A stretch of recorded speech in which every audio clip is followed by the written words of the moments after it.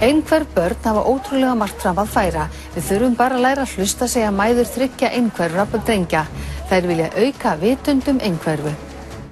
Börn með einhverfu geta gert ótrúlega margt. Þau þurfa bara smá auka aðstoð til að ná því fram, segja mæður 3 einhverfra drengja.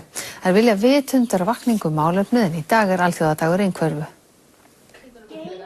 Rannveig og Ragnhildur í hópi mæðra sem stofnuðu nýverið styrktarfélag barna með einhverfu. Okkur fannst vanta ákveðna vitund einhverfu og í rauninni einhverfu rófið. Að einhverfa sé ekki bara eitthvað eitt, heldur einhverfa mjög margt.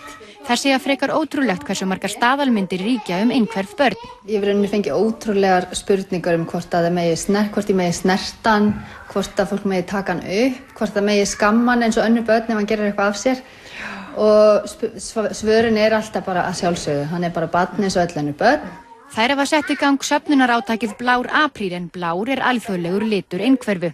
Í dag gáfu þær þingmönnum bláar þverslaufur og bláa klúta til að vekja athygli á málefninu.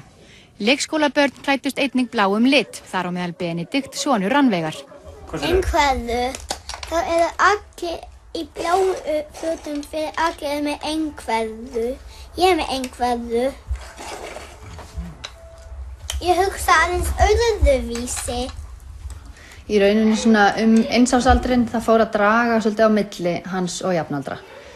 Hann var búinn að vera alltaf óbáslega kátur og glaður og sjarmerandi barn og hann fór alltaf inn að draga sig í hlé og maður tók eftir því að hann fór bara í rauninni eins og inn í einhverja skel og hann tapaði mikilli færni, tapaði orðum og það þurfti að draga hann algjörlega tilbaka.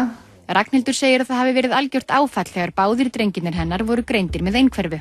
Svo bara líður tíminn og maður áttar sig náttúrulega á því þetta alveg sömu börnin áfram. Það eina sem nýtt í raun og veru það nú veit maður hvað málið og maður getur farið að vinna með það. Það fé sem mun safnast mun farið að kaupa sérkennslunámsgögn. Þau geta svo ótrúlega margt.